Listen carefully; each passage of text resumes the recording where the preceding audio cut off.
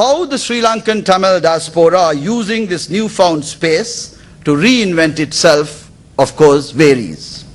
A bulk of the Sri Lankan Tamil population living abroad are using it to give up extremist ideas and to seek to re-engage with their roots in the north and east of the country.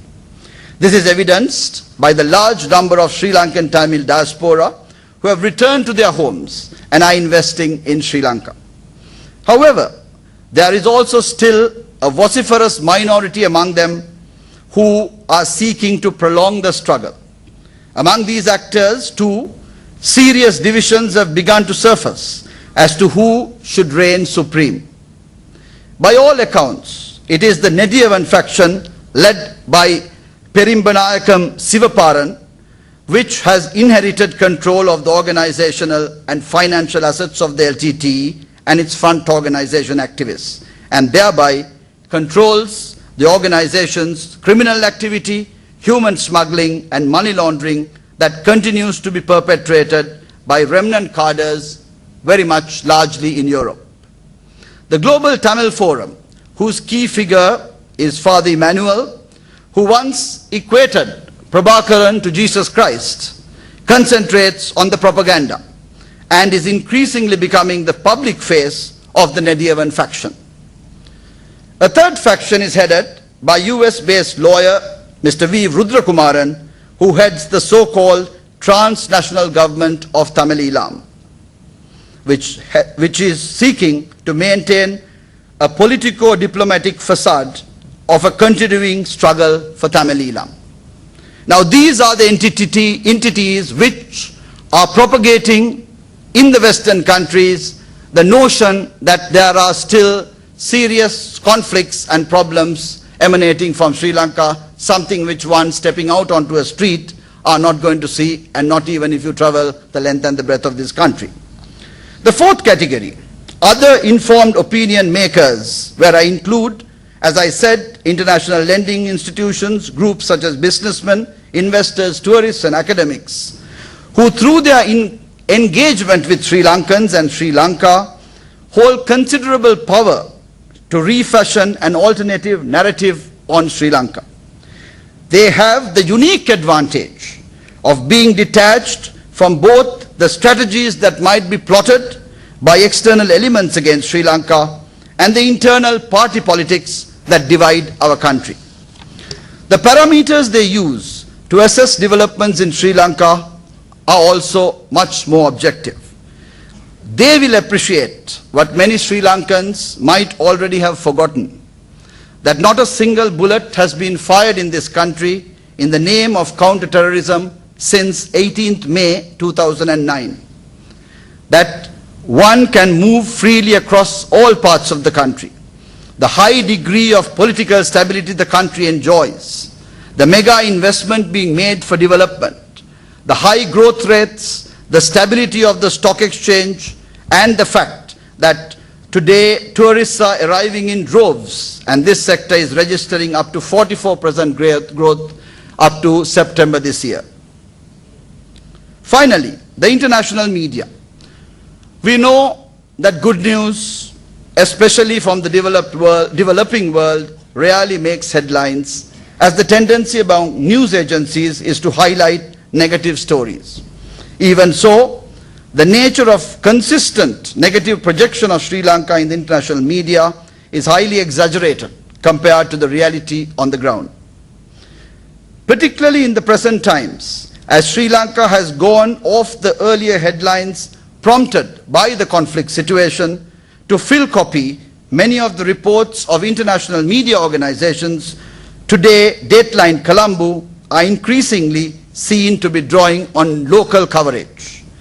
In the larger picture, this is very detrimental because the audience abroad who see and hear these summaries as snippets cannot separate the wheat from the chaff.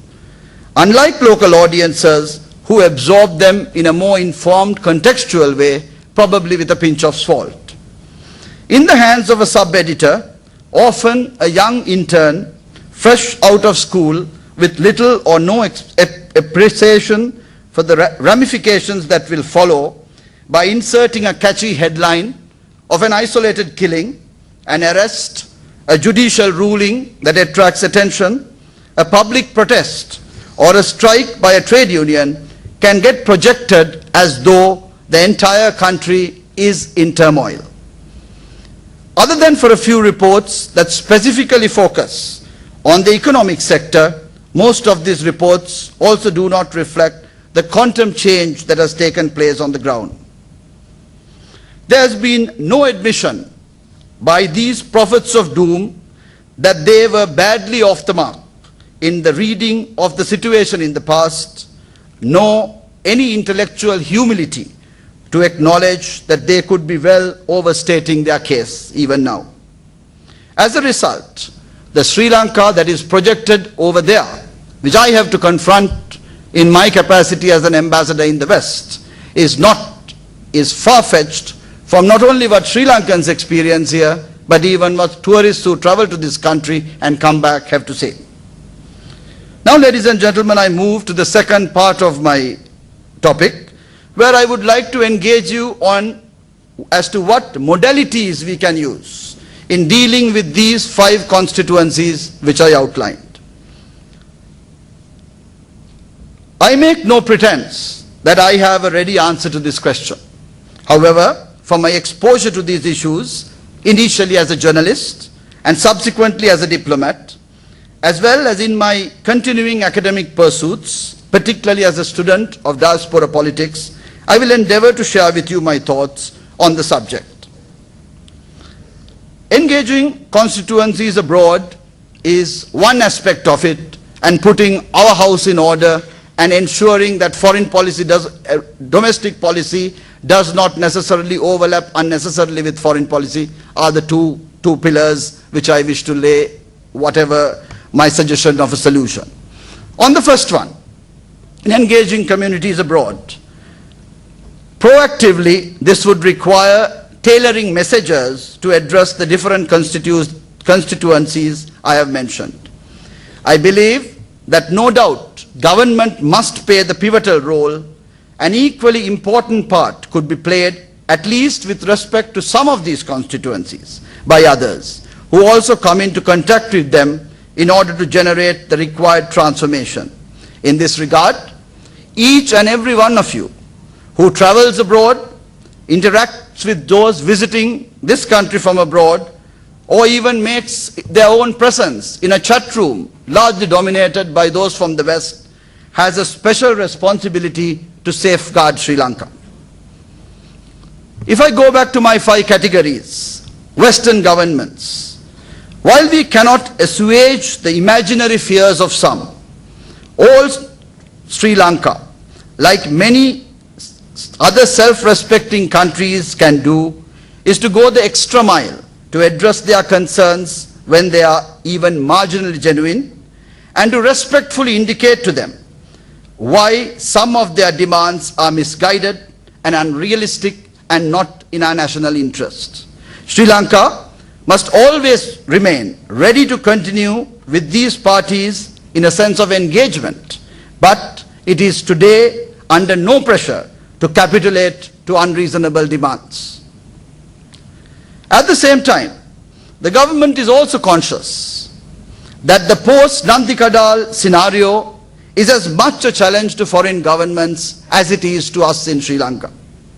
Even the pro-LTT Tamil activists and their front organizations, while they rapidly adjust to remain below the radar screen of the West, the threat to their national security, the threat caused by these groups' radicalization of the youth, and among all, the feeling, deep-seated feeling in the West today that bogus Tamil refugees are abusing their system, is leading to a situation where the honeymoon enjoyed by these groups in the West is about to end.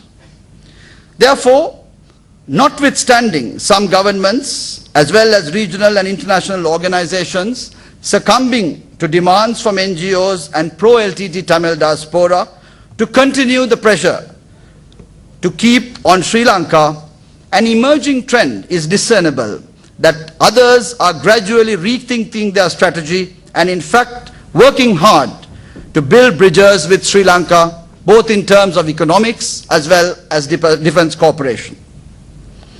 An important factor that is probably weighing on their minds is that by overplaying their hand to appease these interests for electoral and other considerations, they are not only losing whatever leverage they had on Sri Lanka, that they are also standing to lose out on the benefit from the development trajectory Sri Lanka is poised to take in the years ahead. One could expect that this realization will soon lead to an overall recalibration by the West of its strategy and tactics adopted concerning relations with Sri Lanka. The forthcoming commencement of the second term of President Mahinda Rajapaksa, whose party also commands a two-thirds majority in Parliament, would be an appropriate moment for the West to rethink its strategy and to engage Sri Lanka in a more respectful and constructive manner. As for the second category, NGOs, it may be difficult for these organizations to accept that the situation has changed and that their roles too must necessarily change. No longer are they intermediaries between the parties to a conflict, from being helping in transporting food and supplies to ensuring the orderly exchange of the remains from the battleground. Today, they need essentially to complement the work that is being done by the government in a post-conflict environment where reconstruction and development takes precedence. Either their inability or refusal to accept this stark reality has presently led to the misunderstanding and disagreements between the NGOs and the government of Sri Lanka. There is no doubt that the answer to this dilemma we face requires greater differentiation between NGOs on the part of the government, as well as better coordination between the government authorities and the NGOs operating in Sri Lanka. Additionally, screening of NGOs to ascertain whether the organization as well as its staff are qualified and experienced enough to engage in the type of work they undertake, and greater accountability on the part of the NGOs themselves can help improve the relationship and make whatever they communicate with their headquarters and the aspersions they cast on Sri Lanka's image somewhat more muted. I think the third category, Sri Lankans abroad, unlike the previous two, where we have absolutely no control what they do, gives us a little more leverage on how we might change the narrative of this group. It is abundantly clear today that Tamil diaspora, Sri Lankan Tamil diaspora, is no monolith. There still remains a virulently hostile minority within the community that largely for instrumental reasons seek to perpetuate this struggle. Many would question whether the Tamils are a diaspora at all, whether they can be equated with the classical notion of diaspora, of being a persecuted minority. But they do fall in that category in the broader definition of diaspora as a group which has been dispersed in terms of a Greek definition of diaspora. Now, some of these operatives also, we know, have been changing their attitudes. And after the demise of the LTT, being ready and willing to stand up to the rump element of the LTT which is remaining today. Some key former operatives of that organization have also chosen to go through a process of transformation and become responsible citizens. The government of Sri Lanka has already shown itself to be adept at differentiating between these categories.